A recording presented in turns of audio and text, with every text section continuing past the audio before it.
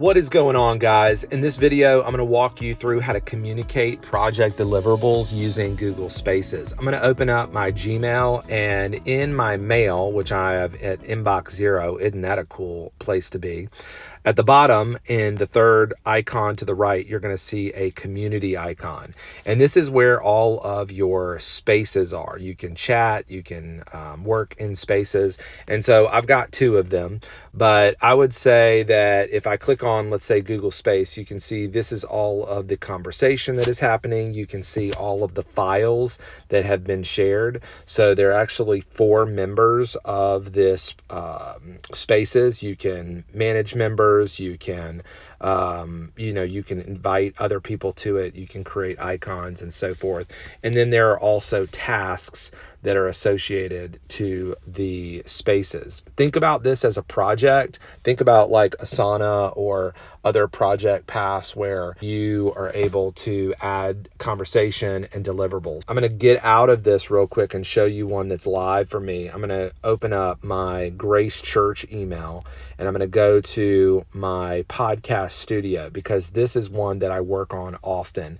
In this spaces, you can see in the chat, I can share content with people. I can ask questions. Hey, where are we on this project? I can click the @ sign and I can choose people. Albert, how are we doing with our next episode?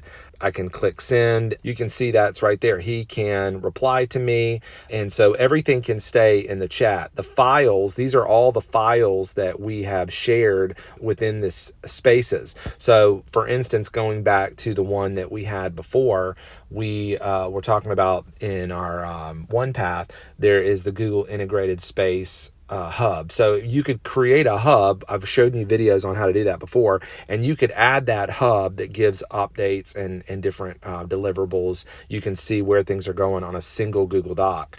And then tasks, you can see there all the completed tasks. You can see that the self-made episode that we're trying to get published for next Monday, like this was due on the 7th. And so I can simply add a task. I can say, let's do follow up with client. I'm just going to do that. I can choose a date. I'm going to hit done. I can assign that to Chris Rivers, find C Rivers. I'm going to add him and hit save.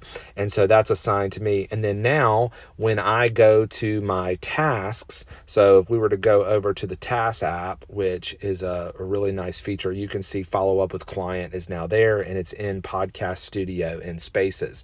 So also in the chat, you can see everybody in the spaces can actually see that a task was assigned to Chris, people can respond to it, and so forth. So I would say this is an excellent way that if you're going to have a project, the next time that you consider working with your team on a project, then I would say consider using a spaces. This is another example of all of the campus pastors and central directors. This is really probably more of a communication thread that just allows people to, we just launched a new website. So Leroy, our IT director, he just shared that we just did something and people have given some feedback. We have a campus and events dates. This document is it's a file in this spaces. And so you can see all of the central and campus event dates. So all kinds of different communication can be shared in here. And then if there are tasks that are assigned to people within the spaces, you can see what those are. Go out there and grab your team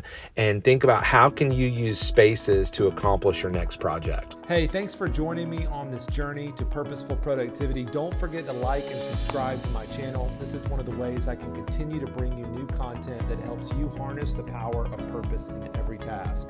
Remember, every task has a purpose, so let's discover it together.